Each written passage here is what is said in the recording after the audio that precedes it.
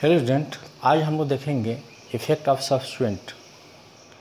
क्या substituent effect डालता है एसिडिटी ऑफ कार्बोक्सिलिक एसिड। इससे पहले हम देखते हैं acidity of carboxylic acid and phenols. तो उसमें हम फिनॉल्स की चर्चा किए थे। अब यहाँ जो नेक्स्ट सेक्शन है उसमें हम देखेंगे एसिडिटी ऑफ कार्बोक्सिलिक एसिड। कैसे कोई group acidity of carboxylic acid को इफेक्ट करेगा। जैसे सब्स्टिट्यूएंट यहाँ लिखा होता है, सब्स्टिट्यूएंट का मतलब क्या होता है। जैसे आप कार्बोक्सिलिक एसिड लिखते हैं आप तो ऐसे लिखते हैं, इसके पीछे जो भी ग्रुप लगा रहेगा वो क्या कहलाएगा, सब्स्टिट्यूएंट। सब्स्टिट्यूएंट इफेक्ट के अंदर आता है inductive effect, mesomeric effect, resonance effect, जिसको मेसोमेरिक इफेक्ट को रेजोनेंस इफेक्ट भी कहते हैं, हाइपरकन्जुगेशन। तो यहाँ पर जो है आपको हाइपरकन्जुगेशन नहीं काम करेगा, इंडक्टिव इफेक्ट या रेजोनेंस इफेक्ट आपको काम करेगा। तो जो भी ग्रुप यहाँ पीछे लगा रहेगा वो क्या हो गया, सब्स्टिट्यूएंट कहलाएगा। तो सब्स्टिट्यूएंट हो जाएगा। अब ये या तो दे सकता है या ले सकता है, दो ही काम कर सकता है।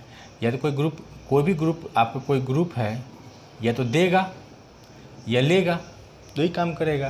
कोई ग्रुप है या तो दे सकता है या ग्रुप ले सकता है, ठीक है।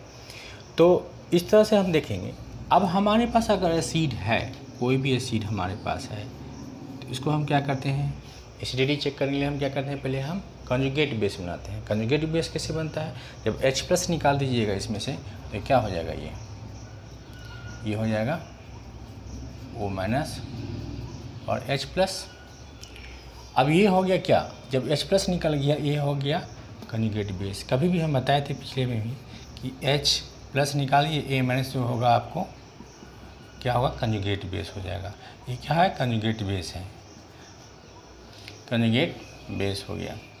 अब कंजुगेट बेस, अब यहाँ नेगेटिव है तो H+ कितना जल्दी निकलेगा उतना ज़्यादा एसिडिक। अगर एसिडिक की यानी कि अगर कितना जल्दी निकलेगा इस बात पर डिपेंड करता है ये कितना स्टेबल होगा।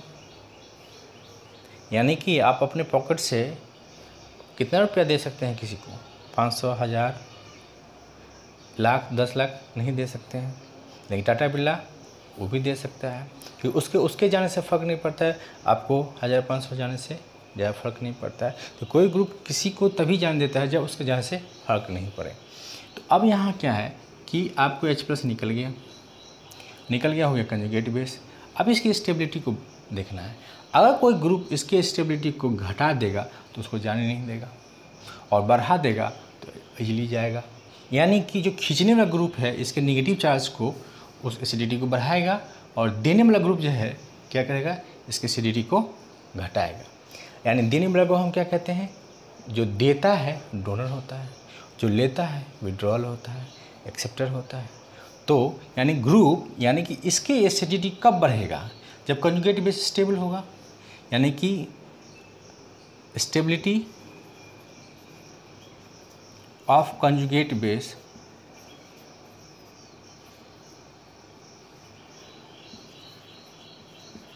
more the compound will be more acidic हो जाएगा। अब स्टेबिलिटी कौन बढ़ाएगा, क्योंकि इसके नेगेटिव चार्ज है, नेगेटिव चार्ज को यानी कि नेगेटिव लोन ऋणात्मक, तो इसको घटाने वाला कहाँ, घटाने वाला ही, यानी जो जितना लोन घट जाए, जितना नेगेटिव चार्ज घट जाए उतना ही हमारा क्या हो जाएगा, वो स्टेबल हो जाएगा कंजुगेट बेस। यानी इलेक्ट्रॉन विड्रॉइंग क्या करेगा, कंजुगेट बेस की स्टेबिलिटी को बढ़ा देगा। यानी कि इलेक्ट्रॉन विड्रॉइंग ग्रुप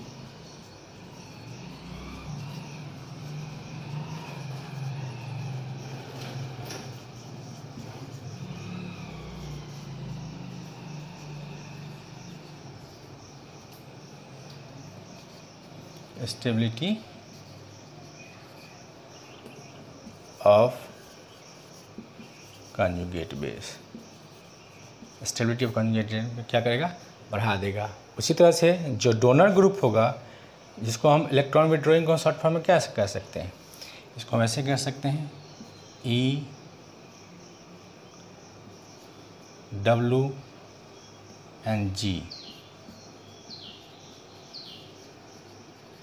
ठीक है। जो डोनर है उसको क्या कहते हैं, इलेक्ट्रॉन डोनेटिंग ग्रुप। तो electron donating group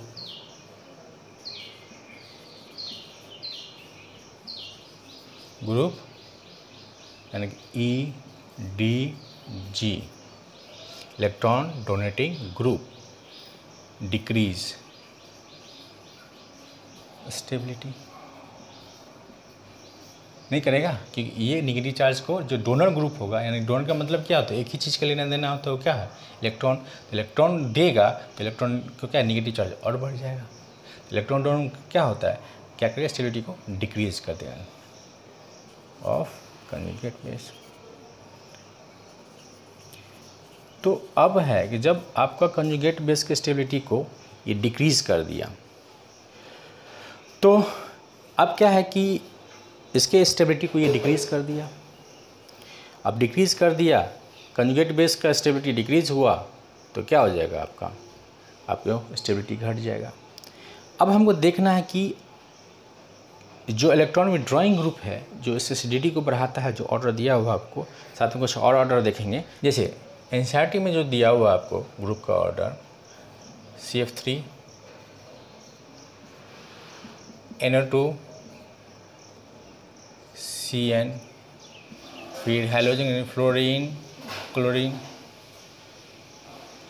bromine, iodine, उसके बाद pH दिया हुआ है, ठीक है। यह हमारा क्या हो गया, ऑर्डर हो गया एनसीईआरटी के हिसाब से। और कुछ ऑर्डर देखना है तो देख सकते हैं, NH3+ देखते हैं, आप NR3+ ले सकते हैं, उसके बाद NHR2+ ले सकते हैं, OH2+ हो गया, SR2+ हो गया, SHR+ हो गया, OSO, OR, फिर OSO, OH, OH, OR and pH। ये -I इफेक्ट ऑर्डर है, -I इफेक्ट ऑर्डर हमारा है। इसको आप ध्यान में रख के, आप एनसीईआरटी में इतना दिया हुआ है, आप इसको भी दिमाग में रख लीजिए। अगर आप कॉम्पिटिशन लेवल में तैयारी कर रहे हैं तो ये काम आने वाला है। तो इस ऑर्डर से आप देख सकते हैं। अब हमारा कुछ ऑर्डर ट्रेंड जो है दिया हुआ है कि आप कोई जो कुछ प्रॉब्लम हमारा एनसीईआरटी के अंदर दिया हुआ है कि अगर कोई ग्रुप हमारा लगा हुआ है, अगर हम देखते हैं कुछ क्वेश्चन इसके अंदर कि जैसे हमको दिया हुआ है कि अगर हमारे पास CF3COH लगा हुआ है, अब इसी में हम CCl3COH कर दें, इसी में हम CHCl2 कर दें, COOH कर दें, और इसी में अगर हम N2 अब हम लगा दें, ठीक है, N2CH2COOH कर दें, फिर हम जो भी हमारा साइनाइड है, साइनाइड लगा देते हैं, CH2COOH कर दें, फिर हम फ्लोरीन को भी हैलोजन ग्रुप जो भी यहाँ से हम लगा देते हैं, मैंने कि फ्लोरीन लगा दिए हैं, फिर हम क्लोरीन लगा देंगे, हम फिर क्लोरीन, फिर ब्रोमीन लगा देंगे, फिर आयोडीन भी लगा सकते हैं, जो भी लगाना है। अब जो ट्रेंड है उसके हिसाब से, साइड इफेक्ट के हिसाब से। अब यहाँ पर देखिए, आप देखिएगा कि क्लोरीन का ऑर्डर यहाँ है, ठीक है, लेकिन अगर आप देखिएगा इसमें कि जो स्टेबिलिटी है, जो विड्रॉइंग पावर है इसका इससे ज़्यादा है, जो कि ये शुरू में है, यानी कि हमारा नंबर ऑफ इस पे भी डिपेंड करता है। और देखिए ये 2 क्लोरीन है तो ये भी इसके बगल में है, जबकि ये विड्रॉइंग ग्रुप ज़्यादा है क्लोरीन से। तो यानी कि नंबर ऑफ फैक्टर डिसाइड करता है कि जितना नंबर ऑफ बढ़ेगा वो आपका, अगर सेम पोजीशन पे है तो सबसे पहले हम नंबर ऑफ ग्रुप चेक करेंगे। अगर नंबर ऑफ ग्रुप जो है जो लेस, अगर -I इफेक्ट वाला ग्रुप भी है तो भी एसिडिक को बढ़ा देता है। अब यहाँ पर देखिए क्लोरीन, यहाँ 1 क्लोरीन है तो यहाँ चला गया, ठीक है। अब वही है NO2 यहाँ पर आ गया, लेकिन 2 क्लोरीन है तो इसके ऊपर आ गया। ये ध्यान रखने की चीज़ है। यानी कि हमारा जो भी विड्रॉइंग ग्रुप है, अगर नंबर उसकी संख्या बढ़ जाती है, अगर सेम पोजीशन पे, यानी कि जैसे इस पोजीशन पे हम क्या कि 1 क्लोरीन लगा दिए, 2 लगा दिए, उसी पे हम क्या कि NO2 लगा दिए, तो 2 जब लगा हमारा तो क्या हो गया, NO2 से पावरफुल हो गया। लेकिन सेम जो ऑर्डर दिया हुआ है उसके हिसाब से हमारा ये मोर एसिडिक हो गया। तो ये चीज़ हमको दिमाग में रखना है। तो यानी कि सबसे पहले हमारा जो 1 2 हम इसको रैंकिंग देते हैं, 1 2 3 4 5 6 7 और 8 देते रहेंगे, ठीक। अब रेंकिंग में सबसे मोर एसिडिक कौन होगा 1, फिर 2 हो जाएगा, फिर 3 हो जाएगा, फिर 4 हो जाएगा, फिर 5 हो जाएगा, फिर 6 हो जाएगा। इस वजह से हम ट्रेंड में ही डाल दें, 6 होगा, फिर 7 हो जाएगा, फिर 8 हो जाएगा। कुछ केस देखते हैं जो इंटरेस्टिंग है इसके अंदर, ठीक है, देखते हैं। हम HCOH, अब क्लोरीन CH2COH। अब इसी जगह पर हम pH माने बेंजीन, आप इसको pH को ऐसे लिख सकते हैं, बेंजीन COH, ठीक है। देखने से तो हमको लग रहा है कि इसको हम, ठीक है, 1 2 3 या जो हम 8 तक माने तो इसको 9 मान लीजिए, इसको 10 मान लीजिए, इसको 11 मान लीजिए, ठीक है। वो ट्रेंड में ही आ जाएगा सारा, उसके बाद ये सब आएगा। तो इसमें देखिए कि ये भी ड्राइंग ग्रुप यहाँ लगा हुआ है, फिर भी आपकी एसिडिटी यहाँ पर ज़्यादा है। यहाँ भी ड्राइंग ग्रुप लगा हुआ है, साइड इफेक्ट, फिर भी एसिडिटी, एक्सपेरिमेंटल फैक्ट्स है। तो यहाँ पर तो मान लीजिए लॉजिक दे सकते हैं कि चलिए भाई कि ये बेंजीन है तो इसका जब कंजुगेट बेस बनेगा तो आपका जो नेगेटिव है ये, जैसे कि ये रेजोनेंस करने जाएगा तो हो सकता है कि ये भी रेजोनेंस करने चले जाए, तो इसकी पॉसिबिलिटी को घटाने का कुछ काम करेगा।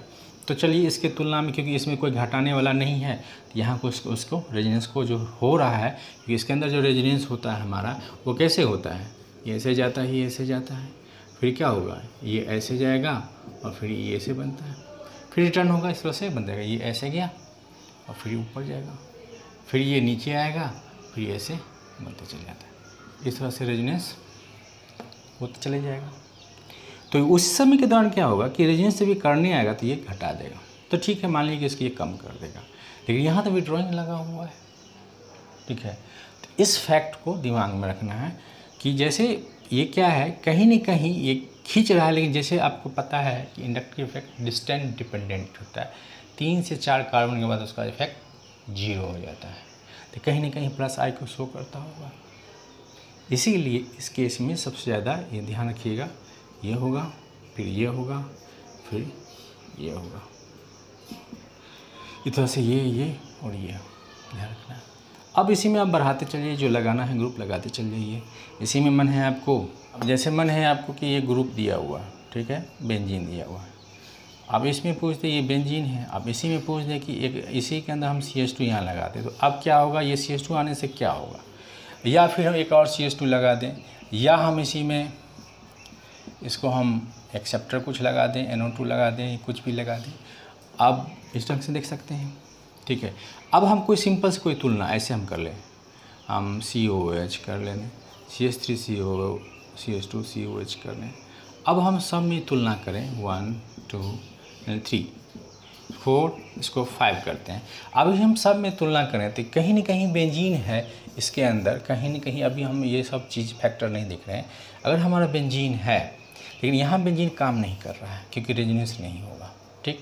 तो अब ये 2 बेंजीन बन गया, तो 2 बेंजीन में हमारा क्या होगा, ये दोनों रेजोनेंस करेगा ही करेगा, क्योंकि इसके नेगेटिव के साथ यहाँ तो रेजोनेंस नहीं कर पाएगा, ये दोनों तो रेजोनेंस करेगा, यानी कि दोनों क्या होगा, मोनोएसिडिक होगा इसके तुलना में। अब ये दोनों में चेक करना है हमको, इस दोनों में चेक करना है तो ये होगा ही, यानी बेंजीन वाला ग्रुप जो होगा, ये जो भी डायरेक्ट अटैच है, ये कोई भी ग्रुप है नीचे वाला, उससे बेहतर रेजोनेंस शो करेगा। तो अब हमको है, अब इसमें हमको क्या है, ये माइनस आई का काम करेगा, यहाँ क्या है, प्लस आई का काम कर रहा है, CH3 है और यहाँ CH3 CH2 है, तो सब क्या है, प्लस आई का काम करेगा। तो इसमें हम तीनों में चेक करना है, तो सबसे ज़्यादा मोनोएसिडिक क्या होगा, 3, उसके बाद कौन जाएगा, 1, उसका क्या होगा, 2। अब इसमें क्या है, ये ज़्यादा डोनर है, ये कम डोनर है, CH3 कम डोनेट करेगा, ये आई इफेक्ट, और ये ज़्यादा डोनेट करेगा आई इफेक्ट, तो ये क्या हो जाएगा हमको, फिर इसलिए हम इसको, क्योंकि कम डोनेट करेगा, क्योंकि हम एक्सेप्टर चाहिए, ये डोनेट कर रहा है, तो कम डोनेट करने वाला लेंगे हम, तो कम डोनेट करने वाला ले लिए। अब क्या हम लेंगे, ये लेंगे, ठीक है। तो कुछ इसमें सवाल और हम देखते हैं, कोई दे दिया कि यहाँ पर लगा हुआ है एसिड है, नीचे भी हम ग्रुप एसिड ही लगा दिए, और इसमें जो बेंजीन में एसिड लगा हुआ है, इसमें हम क्या किए, कुछ नहीं लगाए, और दूसरा जो एसिड लगा हुआ है उसमें हम क्या करेंगे, हम NO2 लगा देते हैं, तो क्या होगा हमारा, अब NO2 हो गया। अब हम देखेंगे कि ये हमारा ये भी विड्रॉइंग ग्रुप है, ये भी विड्रॉइंग है। जो विड्रॉइंग ग्रुप चेक करने के लिए कुछ नहीं करना है, जो भी आपको ग्रुप लगा हुआ है क्या होगा, जो भी CO ग्रुप होगा, इधर कुछ भी लगा हुआ है तो आपको पता है कि CO ग्रुप होगा। तो आपको पता है अगर फर्स्ट टर्म जो भी अटैचिंग ग्रुप होता है उसको फर्स्ट टर्म कहते हैं। यहाँ फर्स्ट टर्म इसका C हो जाएगा, C और O के बीच में या कहीं भी फर्स्ट टर्म सेकेंड एटम के बीच में अगर डबल बॉन्ड हो, अगर डबल बॉन्ड मोर इलेक्ट्रोनेगेटिव हो तो अपने तरफ क्या करेगा, खींचेगा। जब खींचेगा तो पॉजिटिव चार्ज होगा, जब पॉजिटिव चार्ज होगा तो क्या होगा, अपनी तरफ इलेक्ट्रॉन डेंसिटी को खींचेगा। तो जो भी CO ग्रुप हो यहाँ पर XYZ कुछ भी लगा हो, इससे कोई मतलब नहीं है, वो क्या होता है, हमारा विड्रॉइंग ग्रुप होता है। ये क्या हो गया, हमारा विड्रॉइंग हो जाएगा। उसी तरह से NO2 हमारा कभी याद रखने, कभी कंफ्यूज हो जाता है कि NO2 NH2 में कि कौन क्या ग्रुप होगा। अब यहाँ पर देखिए फर्स्ट टर्म और सेकेंड टर्म के बीच में डबल बॉन्ड है, आपको CNOF इलेक्ट्रोनेगेटिविटी पता है, C से ज़्यादा N, N से ज़्यादा O से ज़्यादा F होता है। तो अब क्या है, N से ज़्यादा O हो गया तो ये अपनी तरफ खींचेगा। तो यहाँ क्या आएगा, पॉजिटिव आएगा, पॉजिटिव आएगा तो क्या होगा, ये भी इलेक्ट्रॉन डेंसिटी को अपनी तरफ खींचेगा। अब यहाँ पर तो कोई है नहीं डबल बॉन्ड, इस पास लोन पे नहीं, क्या किसी को देगा। तो इस तरह से ये क्या होगा, +M -M -I भी, ये भी -I शो करेगा, ये तीनों -I शो करेगा, ठीक है। ये लेकिन +M शो करेगा, उसका लोन पेयर है जो डोनेट करता है पेयर ऑफ इलेक्ट्रॉन, उसको हम +M कहते हैं। जो पेयर ऑफ इलेक्ट्रॉन को खींचता है उसको हम -M या -R, +M या +R कहते हैं। तो अब हमारा यहाँ क्या है, खींचने वाला ग्रुप हो गया और यहाँ भी खींचने वाला ग्रुप हो गया। अब इससे ज़्यादा हमारा ये खींचता है, ठीक है, ये ज़्यादा खींचेगा तो इसकी एसिडिटी ज़्यादा हो जाएगा। ये 1, 2 और 3 हम रैंकिंग दे दें तो सबसे ज़्यादा किसका हो जाएगा, 3 का। उसके बाद किसका होगा, 1 का। उसके बाद होगा 2 का, क्योंकि इसमें तो खींचने वाला है, इसमें तो नहीं है, इसीलिए हम इसके बाद इसको ले लेंगे। क्योंकि ये क्यों लिए, क्योंकि इसकी ज़्यादा खींच रहा है, ये NO2 CO से ज़्यादा खींच रहा है, इसीलिए इसको हम ले लिए, ठीक है। देखते हैं कुछ सवाल और। COH लगा हुआ है, मान लीजिए पोजीशन की बात करें तो मान लीजिए एक बार हम ब्रोमीन यहाँ लगा देते हैं, दूसरी बार हम ब्रोमीन हम यहाँ लगा देते हैं, थोड़ा पोजीशन चेंज करते चल जाते हैं, यहाँ लगा देते हैं। तीसरी बार ब्रोमीन हम लगा देते हैं, एक पोजीशन को और चेंज करते हैं, यहाँ साइक्लोहेक्सेन लेते हैं, एक पोजीशन को और चेंज कर देंगे, तो यहाँ से के बदले यहाँ हो जाएगा, तो ये यहाँ पर आ गया। और नेक्स्ट टाइम हो सकता है कि एक और चेंज करते हैं हम 4th ग्रुप में, तो हम इसके 1 पहला में यहाँ था, दूसरा में यहाँ, तीसरा में यहाँ पर लगा देते हैं। तो आपको पता है कि डिस्टेंस डिपेंडेंट होता है, जितना दूर जाएगा अगर हमारा ये, तो माइनस इफेक्ट क्या होगा, हमारा घटते चल जाएगा। तो माइनस इफेक्ट हमारा क्या होगा, सबसे ज़्यादा किस में काम करेगा, जितना नज़दीक होगा। तो इसमें सबसे नज़दीक हमारा कौन है, क्या ये ब्रोमीन या ये ब्रोमीन या ये ब्रोमीन, ये ब्रोमीन। तो हम देखेंगे कि हमारा क्या है, ये ब्रोमीन सबसे नज़दीक है, उसके बाद ये है, उसके बाद ये है, उसके बाद ये है, यानी एसिडिटी सबसे ज़्यादा किसका हो जाएगा, इसका हो जाएगा, तब इसका हो जाएगा, तब इसका हो जाएगा, तब इसका होगा। इसमें कुछ सोचने वाली बात नहीं है। तो हम सबसे पहले हम ले लेते हैं, तो 1 होगा, उसके बाद क्या होगा, 2 होगा, इसके बाद क्या होगा, 3 होगा, उसके बाद क्या होगा, 4 होगा, ठीक है। कुछ सवाल और देखते हैं। देखिए मान लें कि हम यहाँ पर 3 को ब्रोमीन लगा दिए, ठीक, या इसको हम ऐसे करते, थोड़ा देखने में इसको हम बॉन्ड लाइन स्ट्रक्चर बनाते हैं, मतलब ये CH3, ये CH3, ये CH3 अगर ऐसा है और ये COH लगा हुआ, यानी ये क्या है, C है और ये क्या है, CH3 और CH3 और CH3। अगर हम इसी को हम ऐसे कर दें, थोड़ा सा और टेढ़ा कर दें कि हम ऐसे इसको मान लीजिए C, ये अब हम क्या करते हैं कि ये जो हमारा C मतलब इसको हम क्या करते हैं, ये हमारा इसको हम ऐसे लिख देते हैं कि इसको हम थोड़ा टेढ़ा कर देते हैं। अब एक हम ऐसे हम ब्रोमीन 2 को लगा देते हैं, ठीक है। अब हो सकता है कि नेक्स्ट टाइम हम एक और इस ब्रोमीन को हटा दें, एक ही ब्रोमीन को हम थोड़ा सा ऐसे कर देते हैं, इसको हम ऐसे कर देते हैं, एक COH यहाँ लगा देते हैं और एक ब्रोमीन ही रख देते हैं। नेक्स्ट टाइम क्या करते हैं, हम तीनों जगह हम ब्रोमीन लगाते हैं। अब हम क्या करते हैं, तीनों जगह हम ब्रोमीन लगाते हैं, तीनों जगह हम ब्रोमीन लगा दें तो क्या होगा, हमारा यहाँ पर ब्रोमीन, ब्रोमीन और ब्रोमीन हो गया। अब 1, 2, 3, 4। अब हम जानते हैं कि जितना इलेक्ट्रॉन विड्रॉइंग ग्रुप होगा उसका एसिडिटी उतना ही ज़्यादा होगा। तो यहाँ 3 खींचने वाला ग्रुप है तो इसका सबसे ज़्यादा होगा, यहाँ 2 खींचने वाला है तो इसका उसके बाद हो जाएगा, उसके बाद इसका हो जाएगा। तो इसमें डोनर ग्रुप लगा हुआ है, बाकी 2 डोनर ग्रुप लगा हुआ है, इसमें 1 डोनर ग्रुप लगा हुआ है। तो हम विड्रॉइंग है, इसमें 3 खींचने वाला लगा हुआ है, इसमें 2 खींचने वाला 1 डोनर लगा हुआ है, इसमें 1 खींचने वाला 2 डोनर लगा हुआ है, इसमें तीनों डोनर लगा हुआ है, ठीक है। तो इसमें क्या है, तीनों डोनर लगा हुआ है, इसमें दो डोनर दो एक्सेप्टर एक डोनर लगा हुआ है, इसमें दो डोनर एक एक्सेप्टर लगा हुआ है, इसमें तीनों के तीनों आपको एक्सेप्टर लगा हुआ। तो सबसे एसिडिटी कौन हो जाएगा, जो एक्सेप्टर वाला ग्रुप है, यानी कि हमारा एसिडिटी ऑर्डर क्या हो जाएगा, एसिडिटी ऑर्डर सबसे ज़्यादा किसका हो जाएगा, 4 का हो जाएगा। उसके बाद किसका होगा, इसमें 2 एक्सेप्टर लगा हुआ है तो इसका हो जाएगा। उसके बाद इसमें एक एक्सेप्टर 2 डोनर लगा हुआ है तो ये हो जाएगा, क्योंकि अब इसमें तीनों डोनर लगा हुआ तो सबसे लास्ट में चल जाएगा। ठीक है, ये हो गया। तो इस सेक्शन को यहीं ख़त्म करते हैं। अगर वीडियो पसंद आ रही हो तो लाइक कीजिए, सब्सक्राइब कीजिए, शेयर कीजिए। देखने के लिए आपका धन्यवाद।